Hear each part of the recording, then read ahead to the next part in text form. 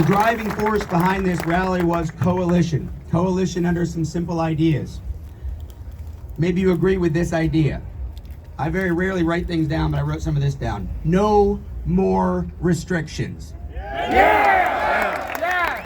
Very simple. Say it with me. No more restrictions! No more restrictions! Not one more restriction on types of firearms, variants of firearms, individual firearms. Not one more restriction on a class of ammunition, caliber, or type of bullet. Yeah! No restrictions on a single accessory, tool, or book related to firearms. Yeah! No more limits on my collection, nor any restrictions on the frequency with which I can add to my collection. Yeah! We will no longer tolerate the slow encroachment upon our right to keep and bear arms. Yeah! I talked about coalition. For years, the piecemeal banning of items and restricting of our rights has served to divide law-abiding American gun owners. We've been divided into various factions. These factions have struggled over limited resources, and many of us have only acted when our own individual priorities were going to be affected. That time has ended. Let this Second Amendment rally, the coalition of people with different perspectives under the Second Amendment, be the end of that.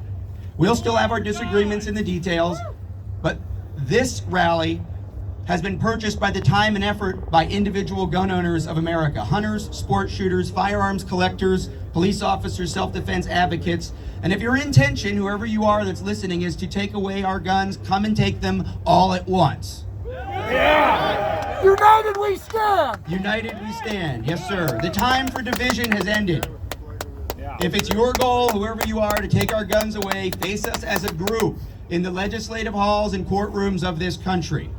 Be open and honest about your intention to deprive American citizens of a constitutional right, an American tradition, a recreational activity, and our private property, and the means to protect ourselves and those that we care about. Yeah!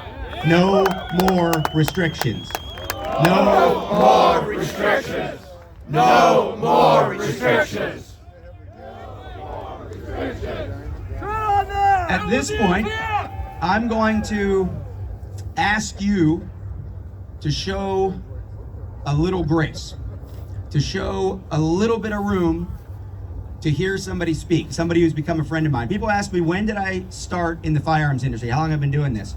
Well, I wrote that speech in 1999. Google it.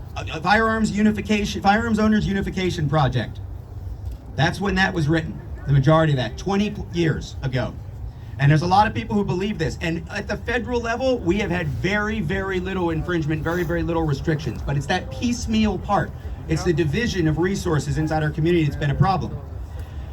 I say I started in 1997. That was my first SHOT Show. Within 30 days of my first SHOT Show in 1997, my friend, who I'm going to bring up here on the stage in a minute, was also brought into the gun rights issue. A family member of his was shot in a spree killing in New York City on the observation deck of the Empire State Building.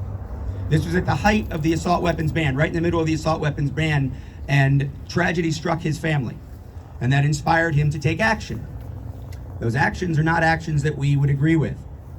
He's going to talk to you a little bit about how his perspectives may have changed and how his sincerity in doing what we all want to do, protect people's right to keep and bear arms while also protecting lives, which is the vast majority of us own guns for that reason. And he is the most recent past president of the Brady campaign. Past president for a reason, because of some disagreements. Ladies and gentlemen, Dan Gross.